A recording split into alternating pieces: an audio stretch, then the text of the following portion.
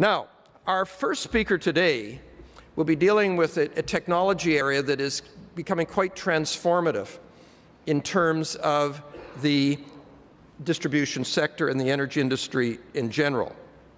John Gorman is the President and CEO of the Canadian Solar Industries Association. John brings to this organization over 20 years of professional involvement in solar energy and the sustainable infrastructure sector. Before joining CanSIA, he served as Senior Vice President, Empower Energy Solutions, an innovative global integrator of solar energy systems. John also serves as the Canadian designate on the International Energy Agency's Executive Committee, which certainly gives him a window on the global issues facing energy.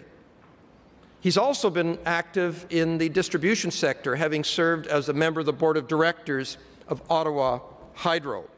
So please welcome John Gorman.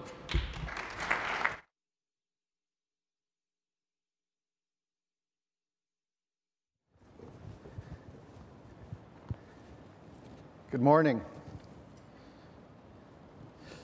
David, thank you for that introduction.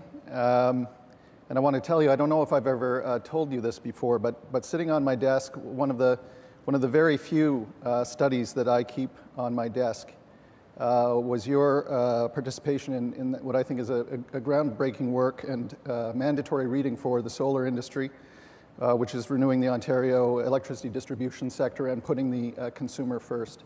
And I want to tell you that that's had a significant influence on the way that I view the developing electricity sector here in Ontario and across Canada. So I want to thank you for that. I'd also like to thank Charlie Macaluso for having invited the Solar Industries Association here to speak. I take this as a very positive sign, and I hope an indication that solar is now being viewed by the utility sector as having a place at the table. And I want to tell you that we're taking that seriously, and we're putting a lot of effort into the type of policy work that we do. This transformation theme that you've adopted this year for the conference is a very relevant one for the times. It's a relevant one, in our view, for the solar industry. And I understand, although I wasn't at your AGM, of course, I understand that, that Colin Anderson and Bruce Campbell and Rosemary Leclerc all spoke to set the stage for the technology disruption that is happening now through innovation in renewable energies. And of course, my view and the view of the solar industry is that solar energy has become a disruptive technology. And it's become a disruptive technology because of the very dramatic declines in cost, especially over the last 6 years.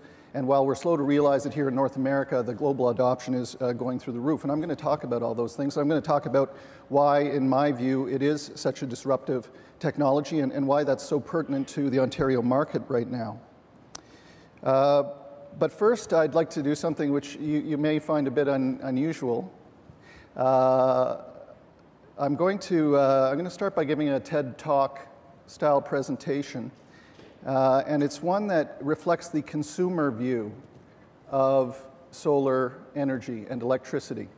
And for those of you who know what a TED Talk is, then you know you try to cram an infinite amount of views and perspectives into an 18-minute period. It's absolutely terrifying to do. And it's even more challenging to do it when you're speaking to consumers because of their fairly limited knowledge about the electricity sector and about solar. But I thought it would be interesting to all of you because I know the emphasis that you are putting on front-facing customer relations. So after I get through the TED Talk, I'll make some reflections on what it means for the Ontario sector, because this TED Talk is more about the global consumer. And then, of course, I'm going to see if I can entice you to become a little bit more involved with CanSIA and solar energy. So I'll have to take my jacket off for a TED Talk.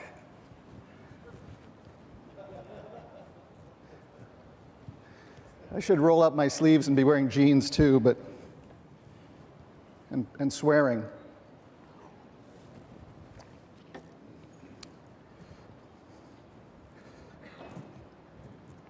So, Thomas Edison, renowned American inventor and businessman. His inventions have started entire industries. The incandescent light bulb and the carbon microphone kick-started the electricity and telecommunications sector. Now, if we were to bring Edison here today onto this stage, he would recognize the electricity infrastructure in this room, the lights, the power sockets that's making this whole event possible for us today. But he would have absolutely no idea what I'm holding in my hand right now. And he would marvel at the control and the services that this provides for the consumer. Getting back to electricity, he'd understand the centralized electricity system that we have today, the way we produce electricity, how we deliver it over long wires. I think he would be shocked, however, to understand that a century later, we are still producing 70% of our global electricity from fossil fuels. And that way of producing electricity is putting 40% of the carbon, the GHG emissions that we put into our atmosphere each and every day. I want to ask you to consider whether there is a better way in this modern age to produce and deliver electricity. But first, I want to ask you a couple of questions, if I may. First of all, who among you paid your electricity bill last month? Of course, everybody did. Very prudent of you. It's a pretty handy product. Now, for this audience in particular, here's a special question for you. How many of you have participated in the redesign of the customer electricity bill at least once through your company over the last decade? And how many of you think that your customer understands the bill even after all of that effort? Look, I find this absolutely crazy. I know it's frustrating. It's also crazy. How is it that the biggest utility bill that most of us consumers pay each month is something that we don't understand? We don't know how much electricity we're using or how much we're paying for it at the time, and we're not given any real control over how we use that electricity. And if that isn't bad enough, we feel a sense of guilt every time we leave the lights on. Now, why isn't the utility industry responding to consumer demand? We know from Greg Lyle's presentation yesterday that consumers want green electricity. They want to understand their bills and they want control over their electricity. So why isn't the electricity sector changing the way that they do things? It's not that it can't be done. Look at the telecommunications sector. When I entered the workforce, which wasn't that long ago, I remember that telephone mobility was finding the nearest payphone and hoping that you had change in your pocket. Am I right? And yet the other day, I phoned up my telecommunications provider and I leased a smartphone for my daughter. And while I was at it, I changed all of the services on our other phones in the household. I increased the amount of internet data that we receive and the speed of the internet data that we receive, and I changed our satellite TV channel selection to meet our changing needs. In the space of a few short years, the telecom industry has gone from a hardwired monopoly to a wireless universe with selection and control for consumers. I did all of that with one phone call. And here's the thing. I never call my electric utility. There's only two reasons that I can think of to phone my electric utility. One, because the electrons have stopped coming through the wire into my home, and I want to know when that service is going to resume.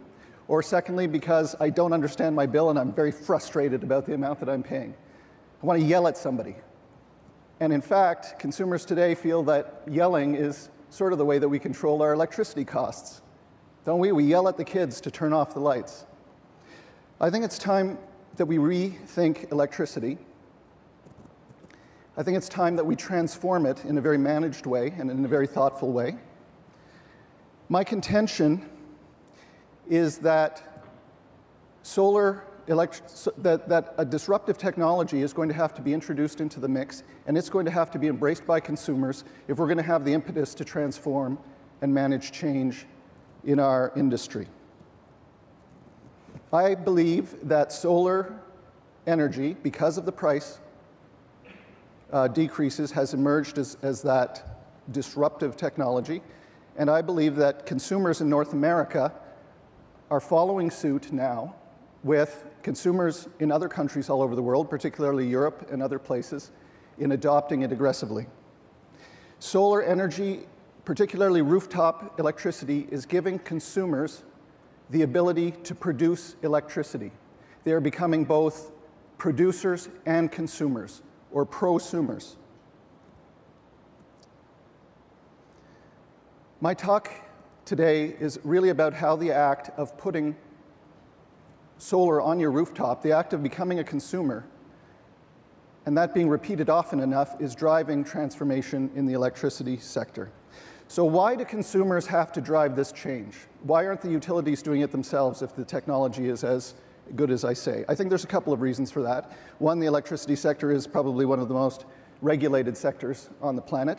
But the other reason is because the business model works, doesn't it? Utilities have been consistent financial performers ever since they were established in 1882 by Edison. The system works, so why would they change it? Edison was the first one to figure out how to make money by generating and distributing electricity. And he came up with the DC, the direct current system, really to enable his incandescent light bulb. He had a vision of the world that was really 1,000,000 points of light, each of them powered by highly distributed generation that was in the homes and in the businesses of his consumers. But of course it was Tesla, his apprentice Tesla, who came up with the winning formula for delivering electricity, the alternating current. It could be delivered over long distances. And of course, that became the blueprint for all developed nations in the establishment of a command and control centralized system where large plants are forcing electrons down smaller and smaller wires until they come into the home of a consumer. Now, what does a utility, what does a business do in that sort of Tesla construct? They build the biggest possible generating station, they fuel it with the cheapest possible fuel, and they serve as many customers over long wires as they possibly can and give them as many electrons as they can. So it explains why, as utilities, thinking about that business model, that when a government agency comes to you and suggests that it's time to start delivering conservation and efficiency programs, that you scratch your head. Am I right? So let me get this straight. You would like us to convince our customers to use less of our product. Or in the case of solar PV, so let me understand this. You would like us to turn our customers into mini competitors. Big plants, cheap fuel, captive customers. That's the setup that we have today. I think that we need to manage a change. I think we need to transform it. I think we need to manage a change in this industry to take advantage of the type of technologies that we have coming up. I think that consumers are demanding them. I think that it's unstoppable. I think that we need an evolution, a quick evolution. I won't say revolution, I'll say a quick evolution. The way that we saw in the telecommunications sector when they introduced the cell phone. The cell phone freed consumers from wires and created a digital age. Distributed generation, particular solar, because it's so scalable, is changing the nature of that dependence on wires for the electricity sector. Solar energy is changing consumers into prosumers by allowing them to harness the sun. Now, we don't think about the sun very often these days, but I think all of us deep down know that we're ruled by the cycles of the sun, that the sun powers our entire ecosystem. The sunlight hitting the Earth in one day using today's technology is enough to meet all of our energy needs, not just our electricity needs for an entire year. And even fossil fuels, the photosynthesized plants that have been compressed over millions of years, is really a form of fossilized solar power.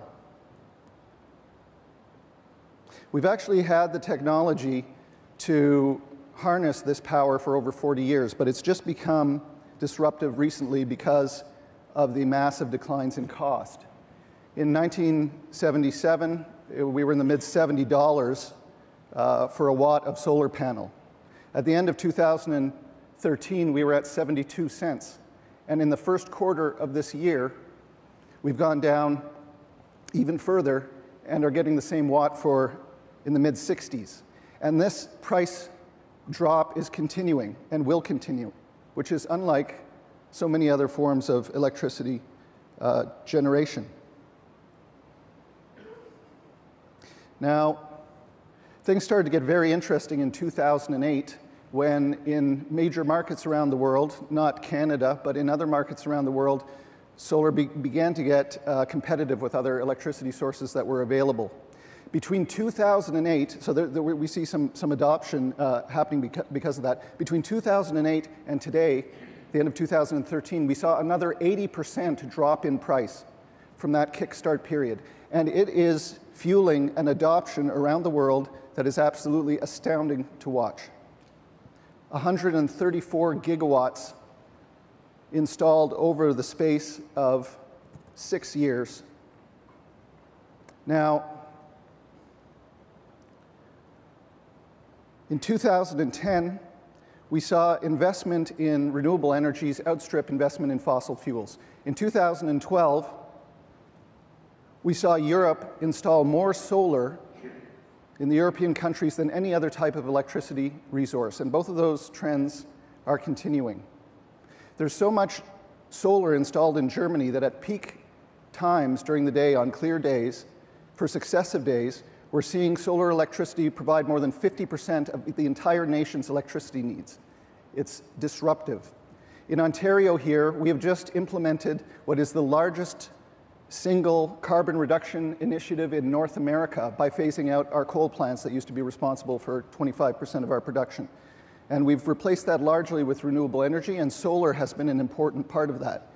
2 gigawatts of solar installed over the last, by the end of this year, 2 gigawatts of solar will have been installed over the last 5 or 6 years. That's enough to power 300,000 homes, and as you all know, we've got aggressive plans to continue that in the province.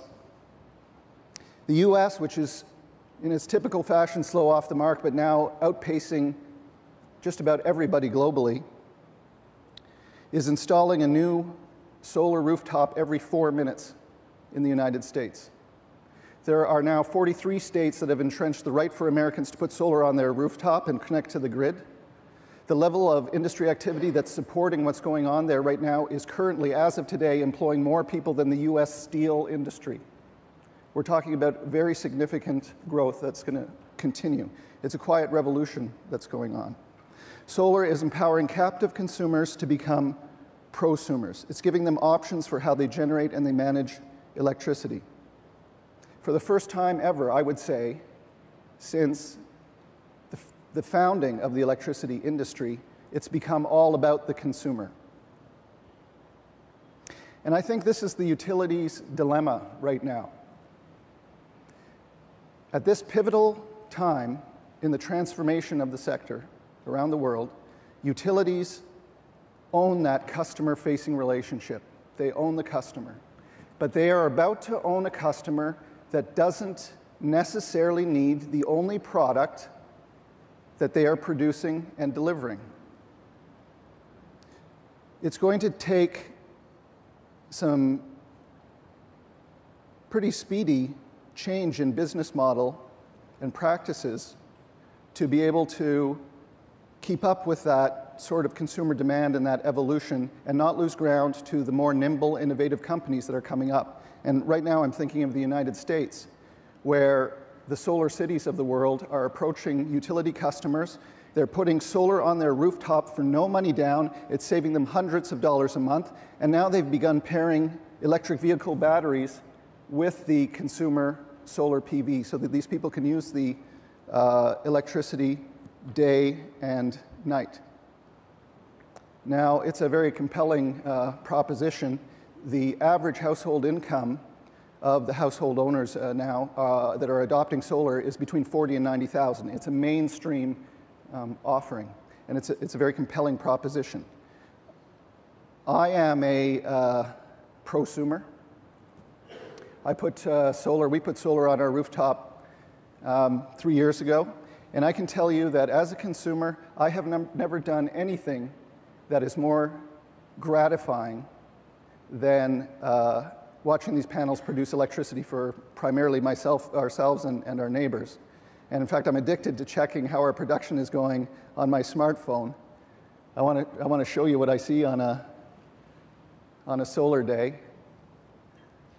There's all of my panels hitting peak production, which I love.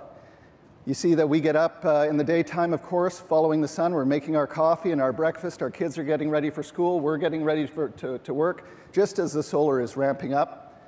I leave for work. The kids leave for school. My wife, Lee, works from home. So she's sucking that electricity back right away, but we produce quite a bit more than we actually need. And so it's my neighbors, Fraser, who works from home, and his wife, Susan, who's retired, and our neighbors across the street who've got young kids, and she's a stay-home mom, are all using that electricity. I love it.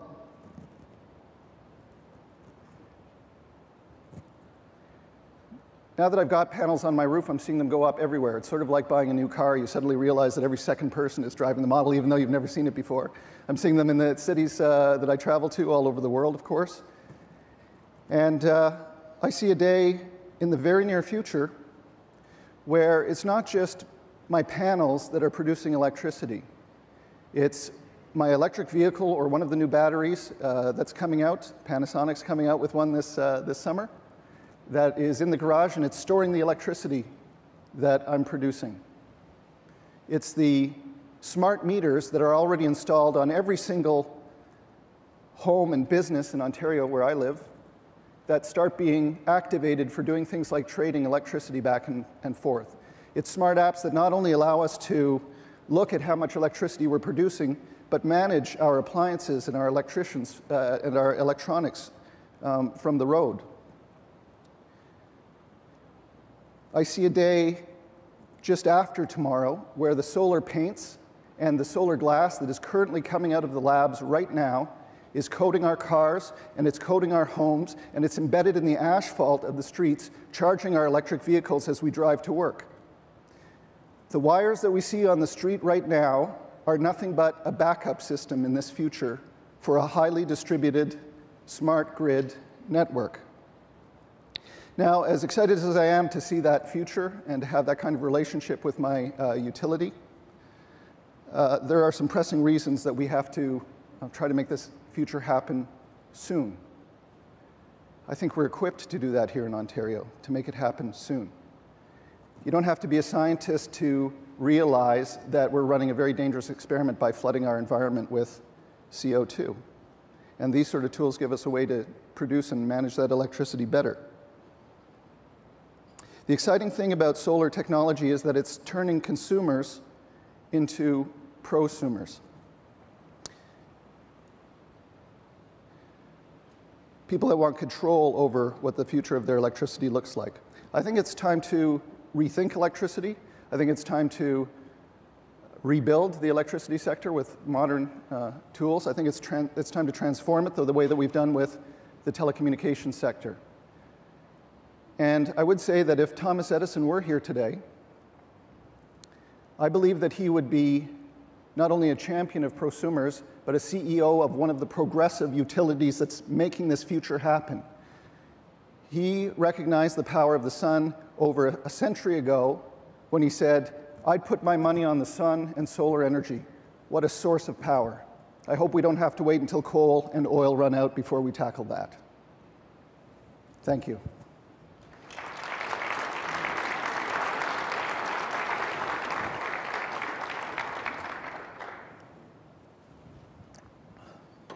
So that's a TED Talk. I don't know if I made it in 18 minutes or not. I did a little bit of ad-libbing there that I maybe shouldn't have. But I thought you'd enjoy that. I thought you'd enjoy that sort of take on the consumer experience and what consumers are increasingly looking for. I hope it also demonstrated that solar energy is no longer a science experiment, as it was in 1977 when the panels were $76 a watt. We've, I guess I can put my jacket back on now. Be in serious business mode. We're the fastest growing renewable electricity source on Earth. As I said, 134 gigawatts today from virtually nothing 8 years ago. And it is impacting the LDC business models and the LDCs globally. I'm sure that many of you track this sort of thing. You've probably seen recently the type of damage, frankly, that's been happening to the biggest utilities in Europe because of the emergence of prosumers and distributed generation. RWE, one of the largest utilities in Europe, 30 million customers, just announced that it was tossing the traditional utility business model and becoming a customer-facing organization that empowered consumers and their customers to generate and manage electricity. In the United States, you're already seeing the divisions in terms of how the utilities have been responding to massive penetration of distributed generation and other technologies in the market, especially in select states. There are about 5 of them now, like California and New Jersey and Arizona and others. You see utilities lining up on one side and sticking to their guns and trying to force distributed generation into the traditional business model. Those are the dukes of the world. And then you see David Crane from NRG promoting a future that looks very much like the European business model is moving towards, and he's just finished buying up a raft of companies that are putting distributed generation on people's rooftops. And I think that future in Ontario is closer than you think. The United States is projecting that by 2017, 2018, they're going to hit grid parity in the US. Here in Ontario, our work with Power Advisory is showing us that we're going to hit grid parity sometime around 2018, 2019. That's soon, especially in utility terms. Ontario LDCs are ideally positioned to make this transformation happen because you own the customer. You've got both the regulated side of the business that you can depend on, and now you have affiliates on an unregulated side that you can do a lot of interesting things with. And we've got the fundamental tools in place in this province to make that future happen faster than they are happening in other jurisdictions because of things like smart grid and some of the government initiatives we have underway to store electricity and manage electricity. We've got the tools here to empower our consumers.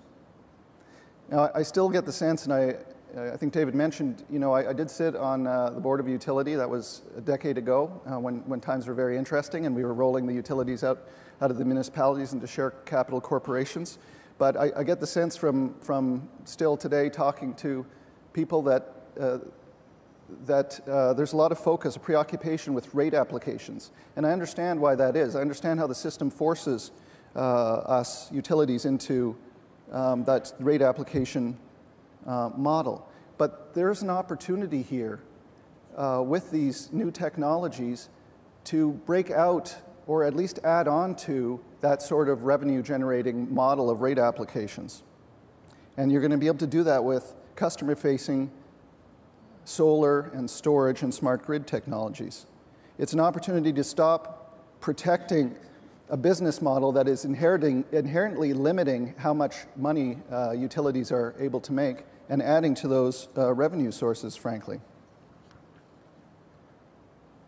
I know that it seems risky. It seems risky because of the starts and stops and the changes in policy that we've seen around this. It's hard for a traditional utility to take that kind of risk. But I think we're seeing change happening.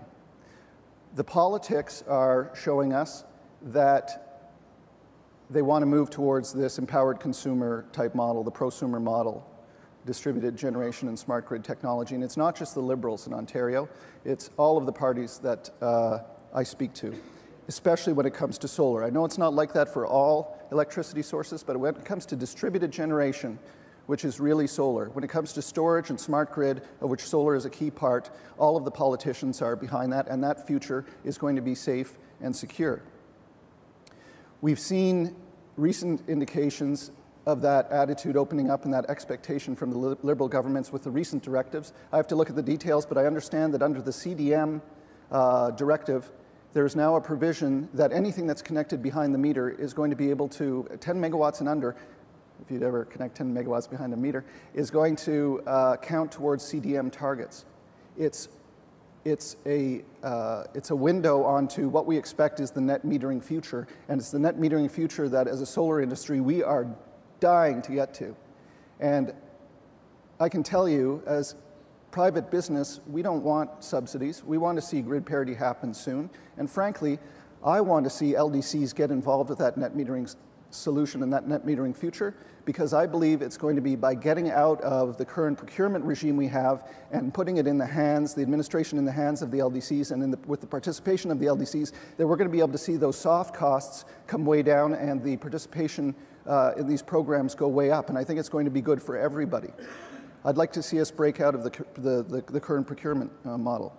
And I got to say, just more generally, politics all over the world are supporting solar from all sides of the spectrum.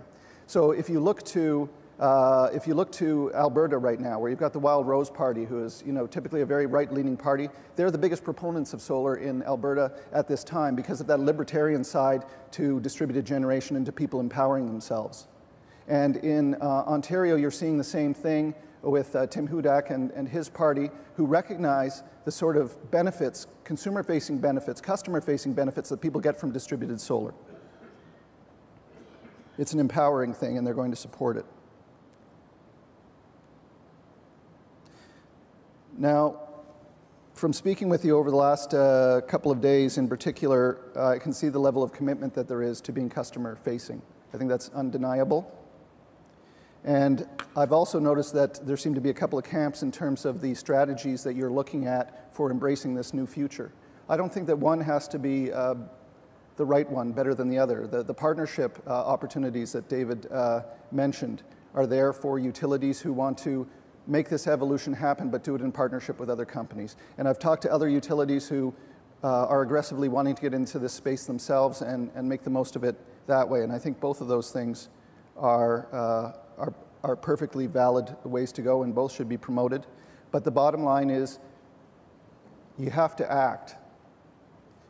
You have to act and make that change in one way or the other, or we're going to see, as we're seeing in the United States, a completely new set of utility players coming onto the scene who are becoming a new type of utility, ones that own thousands and thousands of different micro-generating assets that they're controlling through various types of technologies and becoming a highly distributed utility. So not only do we want to make this future happen quickly, not only do we have the tools to make it happen, but there's competitive and other reasons that you're going to want to make the change one way or the other. Now, this is, I'm getting closer to the end of my talk here. I just have some slides to bring you through, if you'd bear with me.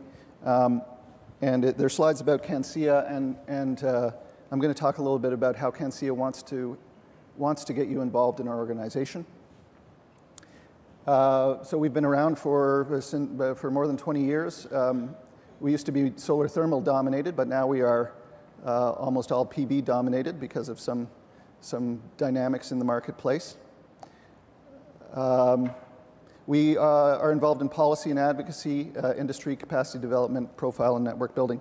So the policy dialogues that we have here, it's essential that utilities begin getting more involved with those policy discussions, because as I said, we've moved beyond being a science experiment in the province to being involved in the policy discussions and what the future looks like with distributed generation.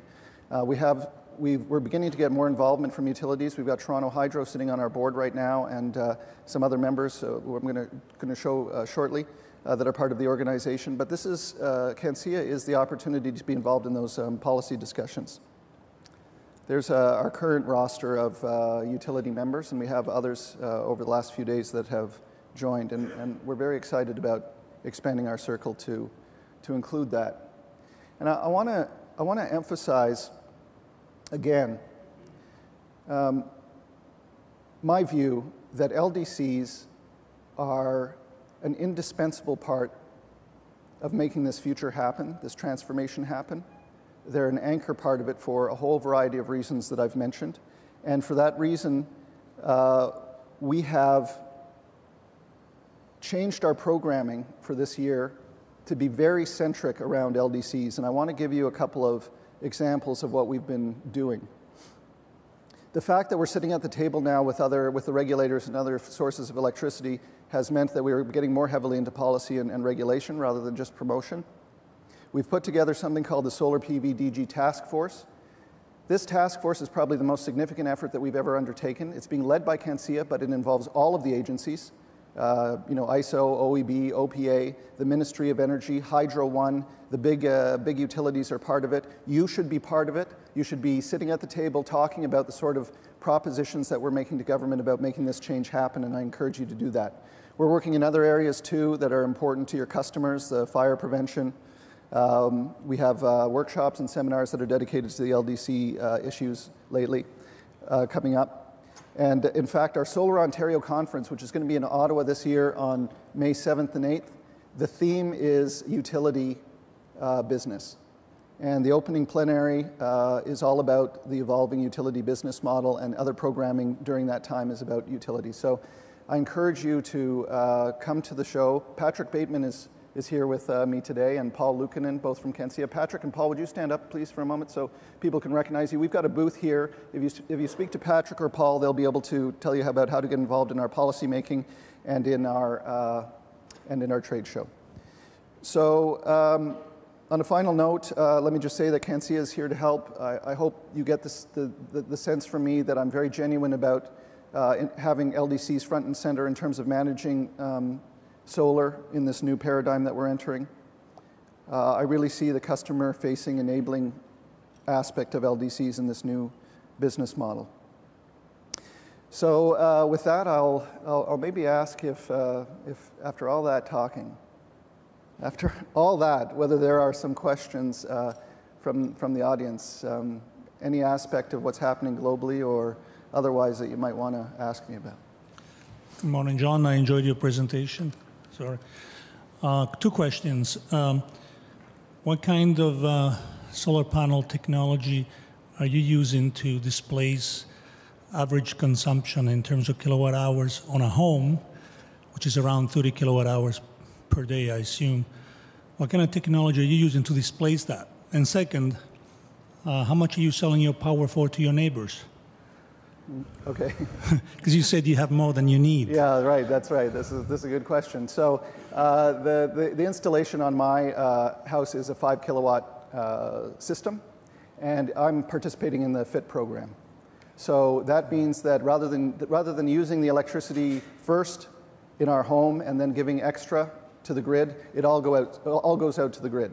But my understanding is that in practice, what happens is it goes onto the grid, but it's sucked in immediately to the closest loads on the grid that are using it. And that means my wife, who's working from home, and my neighbors who are at home as well most of the time.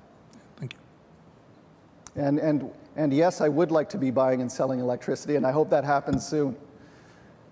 Good morning. My name is Jeff Salter. I'm with Aztec Associates in Kingston. You brought up a couple of points about sort of the distributed generation, and you spoke about net metering. And of course, as you know, and you just referred to, you have a parallel meter system. I think that probably represents one of the biggest hurdles. And what do you see CanSIA being able to do to assist the province and its various bodies in allowing a true net metering system to take place instead of parallel metering?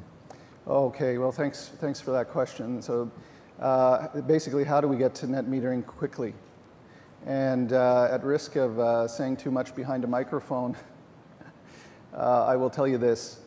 The hard costs for solar have come down so dramatically, and they continue to come down, that the issue around getting to grid parity, which is, when solar is the same price or lower than any of the electricity things I could buy around me, what's stopping us from getting there right now is not the cost of the hardware, and it's not the cost of people installing it, because we've become quite good at installing solar here in Ontario now with all of that practice. It's the soft costs that are built into the system of how we procure that electricity, and it's some of the administration and technical issues that we're facing in terms of getting it onto the grid and the amount of time is money, it takes to get on there. So really what I'm saying is there's a bunch of soft costs that have to be taken out of this system. I don't know that while CanSIA is working on tweaks to the system, and while the Solar PVDG Task Force is concentrating on working with utilities and agencies to try to whittle those down, I think that we need to do something a bit more aggressive than that if we want to get to grid parity quickly, and I think that means having LDCs involved in administering the program, frankly. I think that's how we're going to get to net metering quicker.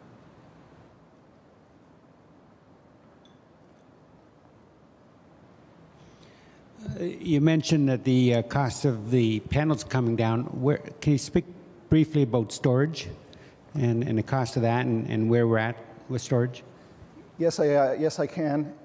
So storage is viewed to be about 5 years away from being economic in terms of the returns that you can get by storing electricity. But there are some major initiatives at play right now that are helping to drive those costs down quicker. It's not just Ontario which has launched this storage initiative, which I believe is the first storage initiative out there, and that's going to help us in this market. But it's companies like Tesla that are building this gigawatt battery factory that's going to be driving things down. And it's countries like Germany. Germany, of course, started the solar program with the FIT program, and they were just a very large success. Now they've started to do exactly the same thing with storage. So when I was in Germany at the big solar conference last year, the last 2 years, the first year there were about 30 storage companies. Last year there were over 400 of them. So the place is exploding. I think the short answer is 5 years.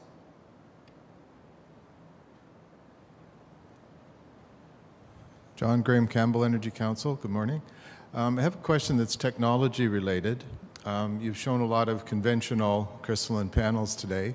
I wonder if you could comment on some of the technological developments that are in the offing or potentially going to make solar even more efficient, more cost effective, not only on the household scale, but also on the grid utility scale. Right. Thank you for that. So there are a couple of major technology streams for solar.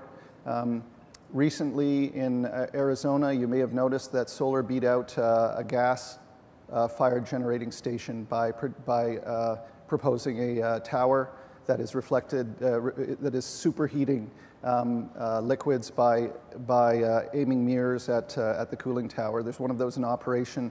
There's more than one of them in operation now, but one has just started operation in the United States and extremely cost effective. On a utility scale, that's huge. The conventional panels are still coming down in price and going up in efficiency at the same time very dramatically, and so they're becoming increasingly competitive with other electricity sources that are out there, particularly in the west and southern United States. And as we see that conventional technology coming down in price, it will continue to drive solar to be more competitive. In terms of new technologies that are coming out, the solar paints and the solar glass that I mentioned, those are breakthroughs. There's new printable solar technology that's coming out that has a lot of potential. So for the next 10 years or so, I think that people view this as a space where the conventional solar technology and the this highly concentrated solar towers are probably the main technologies, and then we'll see the new ones ramping up to start taking their place. I should also mention that semiconductors and the inverters are becoming a very important part of this whole cost-effective formula. Yeah. John, I know you've talked a bit about the price per watt for the panels themselves. Can you give us a sense where we are in Ontario today for installed costs for a system per watt, residential, small commercial, those kinds of things, just a ballpark? Yeah.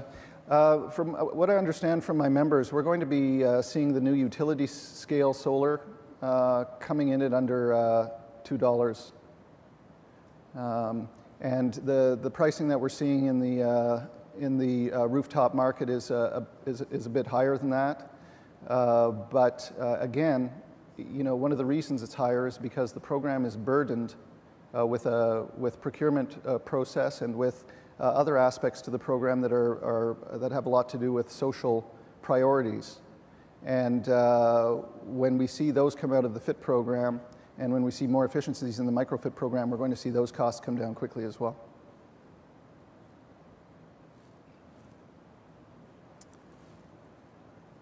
I think that's all they got for me, David.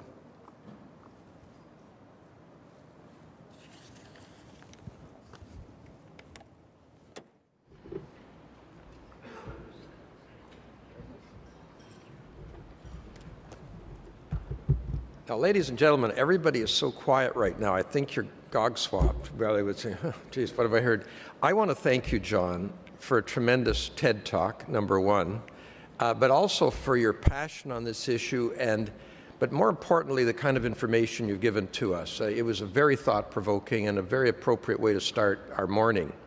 So please join with me in thanking John.